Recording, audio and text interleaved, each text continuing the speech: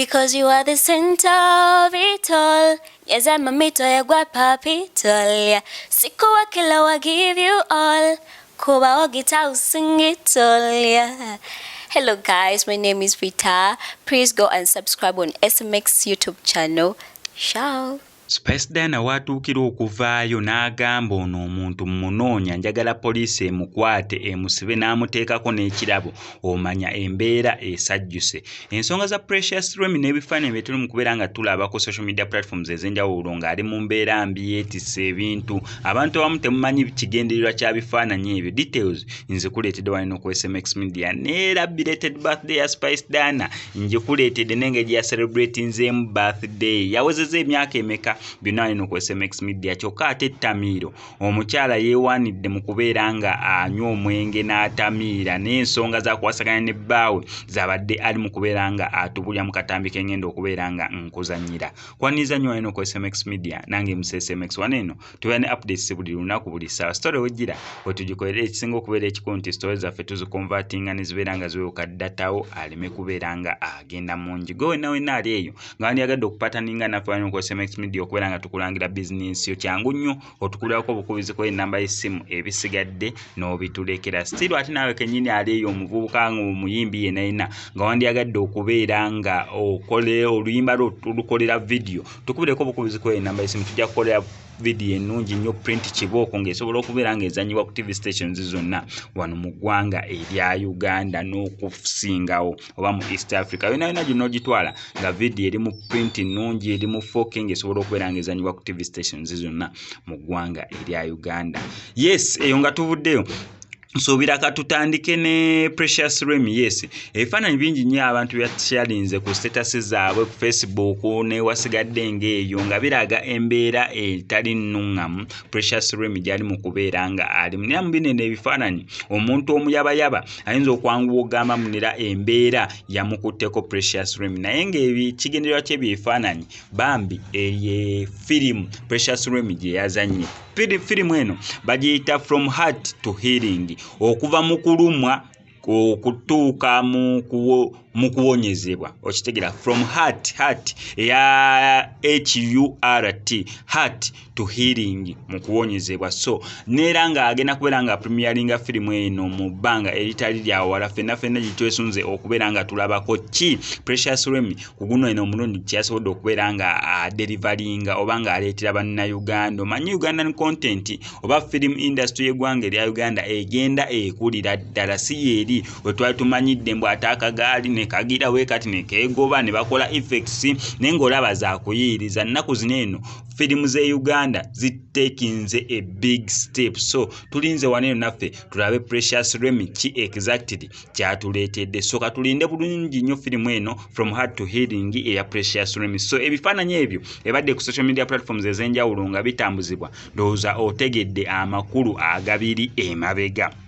Yes, eyo nga tuvuddeyo ate ensonga ya Spice Dana. Yes, Spice Dana yavuddeyo ku mukutu gwe ogwa Facebook n'asobola okubeera nga ateekayo ensonga y'omwana mulenzi amanyikiddwa nga Juko Shaban. Juko Shaban ono kyonna kye yakoze Spice Dana tetumanyi naye nga Spice Dana amunoonya naye nga yamutaddeko ekirabo eky'amaanyi omuntu yenna asobola okubeera nga alaba ku Juko Shaban.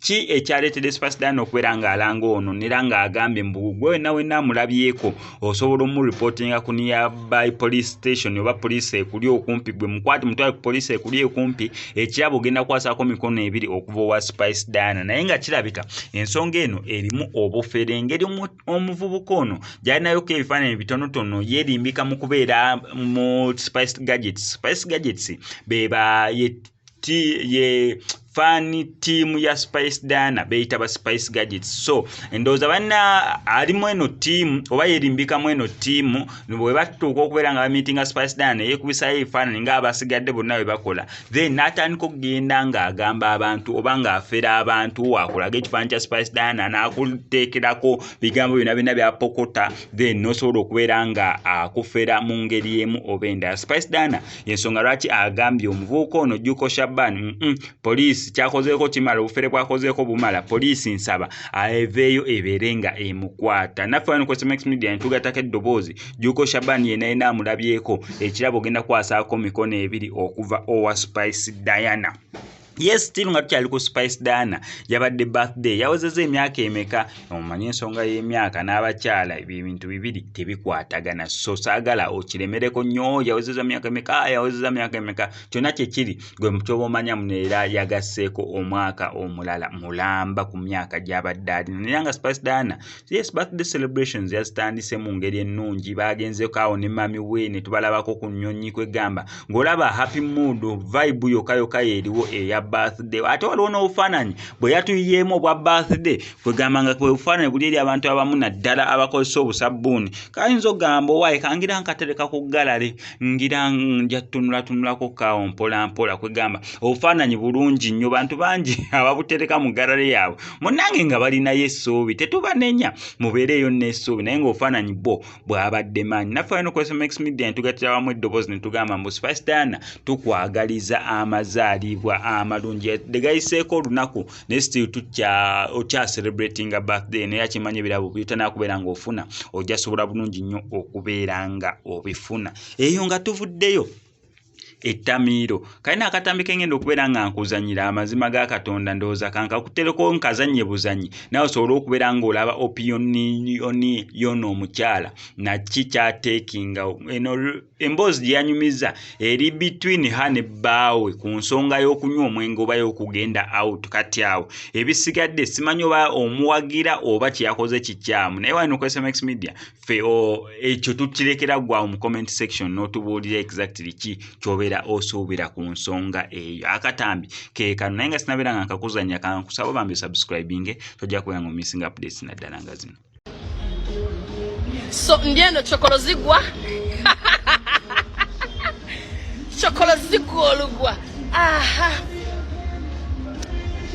oloba ngambye nyanguwe nywenyweko busatu lunangende ekasanga abaana anango ofumba sawa ya akomewo ku machanga butsa angambye itawali eri babannakato onyo busatu omaliza ogendeka yangu osanga abaana Jobe rochi kati najaga mubuza gorati sigwogenda nosanga abaana Bachi wandika watu wasode balina okusigaza abaana yangu odeko bere n'abaana jiro sitadaka kubeera n'abaana mbweraze wentamira nsumbuwa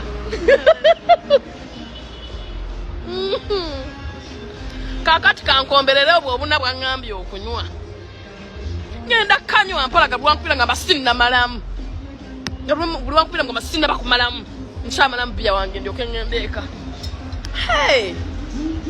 omuntu afuuka ekizibu there is no harm musango kyaguli mukufuukira omuntu ekizibu obeera musumbuyi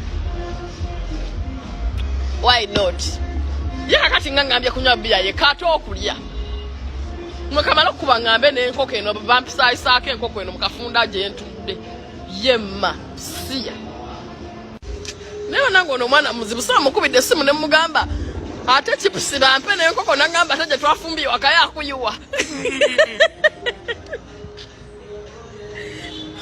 kyokka neno nga bisaidi kiikibwe bimusaba sente zaziwaayo so kati zali mukunzijukiza omunywebwa gwe naleseeka mbu twafumbye yakuyiwa baani anaagirya nga ngulidde chipusi n'enkoko mu bbaala yanange agenda kumutegera ku bbiya zino ennya anti ngenda kuzinywera ssaawa nnya ssaawa nnya paka nga kunyaawo nga nnemedde mu bbaala mpoza nkyamalamu ebbiya ennya siya ajja kuntegeera leero anti ate ekya terikkola enkya sanzi